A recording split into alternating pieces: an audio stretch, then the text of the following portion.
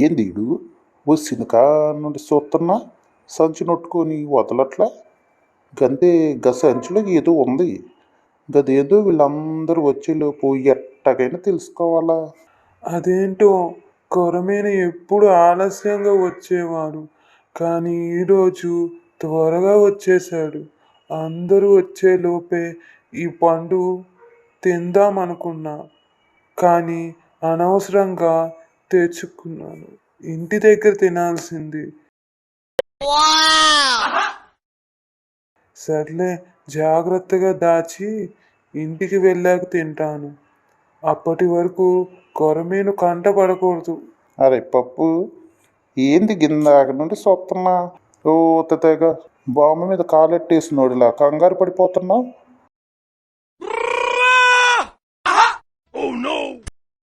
సంచిలో ఏదో ఉంది, లేదంటే ముఖంపై చంద్రముఖిలా ఆవు భావాలు ఎందుకు పలికేస్తున్నావు?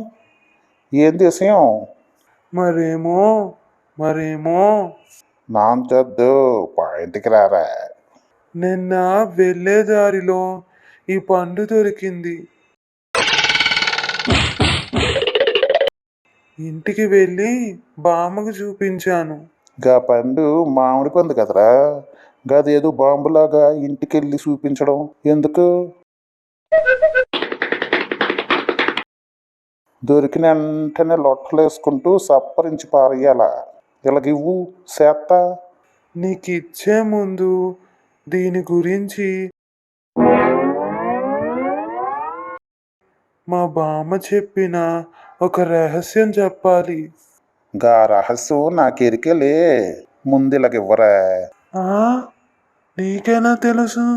అరే పప్పు, మార్కెట్లోకి ఇంకా మామిడి పండు రాకుండానే నీ చేతికి వచ్చేసిందంటే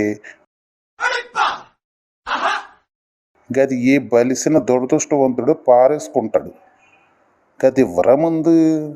ఇది మామిడి పండు కాదు. అవునా, మరే పండమ్మా? నాకు తెల్ల చెప్పు. జామ పండ, నిమ్మ పండ, లేక చింతపండ? ఏంద్రా పప్పు, నా చెవులో ఏమైనా సీజనల్ ఫ్లవర్ గదే కాలీఫ్లవర్ ఏమైనా ఉందనుకుంటున్నావా ఏంది? ఏటేటో చెప్తున్నావు, నా చేతికి ఇచ్చేసాయి. నేను నా చేత్తో పట్టుకోను, నువ్వే తీసుకో. ఓయమ్మో, ఓయమ్మ పర్ఫార్మెన్స్. ఏటి ముట్టుకోవా? అవునులే, నీ బొజ్జు నువ్వేం మోయలేవు.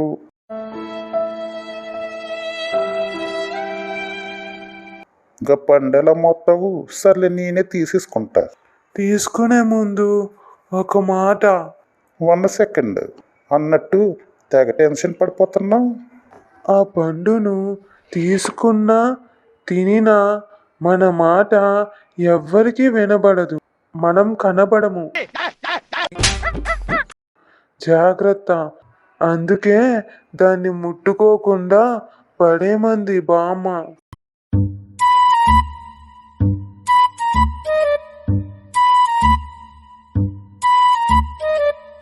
నువ్వేది చెప్పినా సరే, దాన్ని చూస్తుంటే నోట్లో లాలాజలం కట్టలు తెంచుకుని వస్తా ఉంది.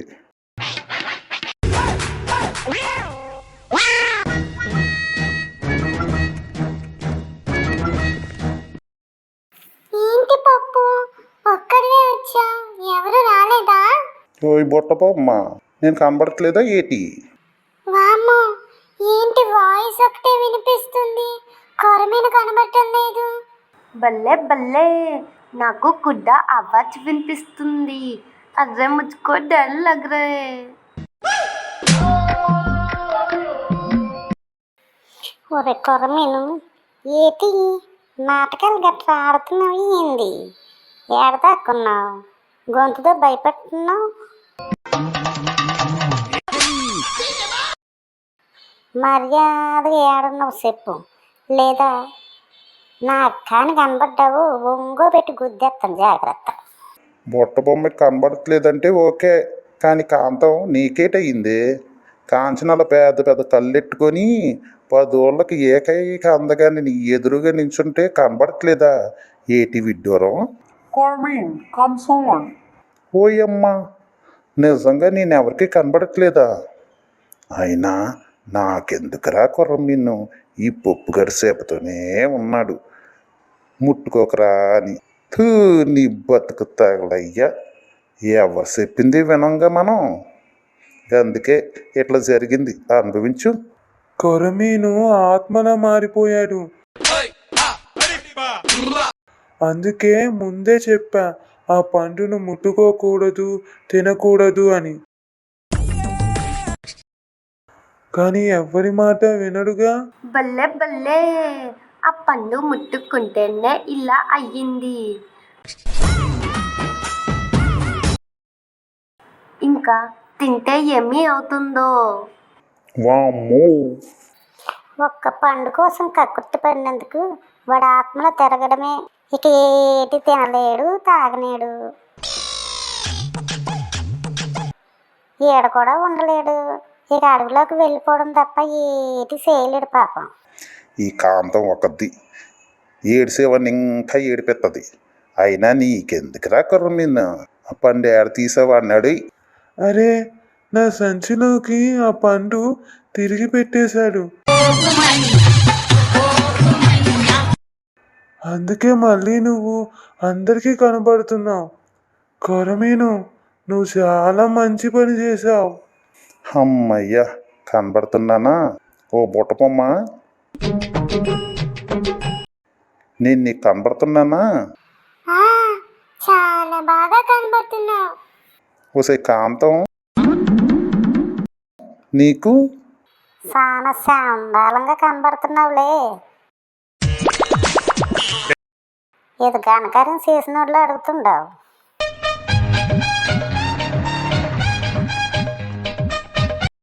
ఎలాగోలాగలే కనబడుతున్నానుగా, సార్లే.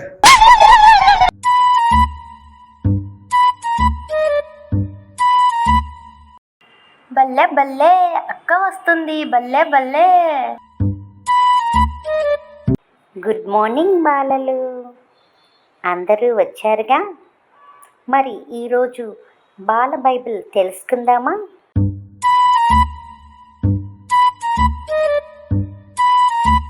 అట్లనే అక్క. భలే భలే, భలే భలే. అప్పుడు దేవుడైన యెహోవా స్త్రీతో, నీవు చేసినదేమిటని అడుగగా, స్త్రీ, సర్పము నన్ను మోసపుచ్చినందుకు తింటినెను. అందుకు దేవుడైన యెహోవా సర్పముతో, నీవు దీన్ని చేసినందున పశువులన్నిటిలోనూ భూజంతువులన్నిటిలోనూ నీవు శపించబడి దానివై నీ కడుపుతో ప్రాకుచు నీవు బ్రతుకు దినములన్నీ మన్ను తిందువు. మరియు నీకును స్త్రీకిని నీ సంతానమునకును ఆమె సంతానముకును వైరము కలుగజేసేదను. అది నిన్ను తల మీద కొట్టును, నీవు దానిని మడిమ మీద కొట్టుదవని చెప్పాను. ఆయన స్త్రీతో, నీ గర్భవేదనను నేను మిక్కిలి హెచ్చించెదను, వేదనతో పిల్లలను కందువు, నీ భర్త ఎడల నీకు వాంఛ కలుగును, అతడు నిన్ను ఏలునని చెప్పాను. ఆయన ఆదాముతో, నీవు నీ భార్య మాట విని తినవద్దని నేను నీకు ఆజ్ఞాపించిన వృక్ష ఫలములు తింటివి కనుక నీ నిమిత్తము నేల శపించబడినది. ప్రయాసంతోనూ నీవు బ్రతుకు దినములన్నీ దాని పంట తిందువు. అది ముండ్ల తుప్పలను గచ్చ పాదలను నీకు మొలిపించును. పొలములోని పంట తిందువు. నీవు నేలకు తిరిగి చేరు వరకు నీ ముఖము చెమట కార్చి ఆహారము తిందువు.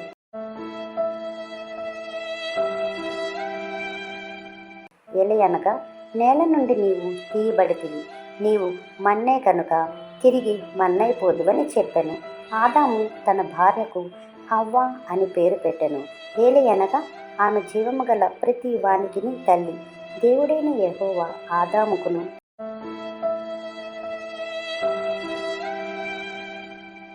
అతని భార్యకును చర్మపు చొక్కాయిలను చేయించి వారికి తొడిగించెను. అప్పుడు దేవుడైన యెహోవా, ఇదిగో, మంచి చెడ్డలను ఎరుగునట్లు ఆదాము మనలో ఒకని వంటి వాడాయను. కాబట్టి అతడు ఒకవేళ తన చెయ్యి చాచి జీవవృక్ష ఫలములను కూడా తీసుకొని తిని నిరంతరము జీవించునేమో అని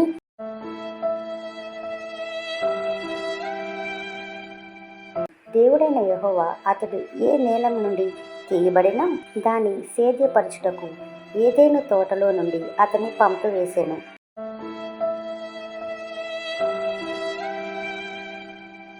అప్పుడు ఆయన ఆదామును వెళ్ళగొట్టి ఏదైనా తోటకు తూర్పు దిక్కున కెరూబులను జీవవృక్షములను పోవు మార్గమును కాచుటకు ఇటు అటు తిరుగుచున్న ఖడ్గ జ్వాలలను నిలువబెట్టెను.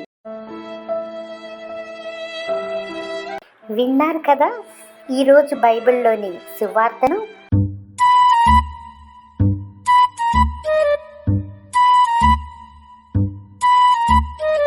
మరి మిగిలిన సువార్తను బాల బైబిల్లో రేపు చూద్దాం.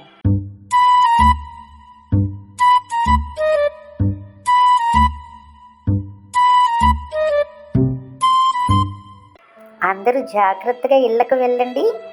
బాయ్ పిల్లలు.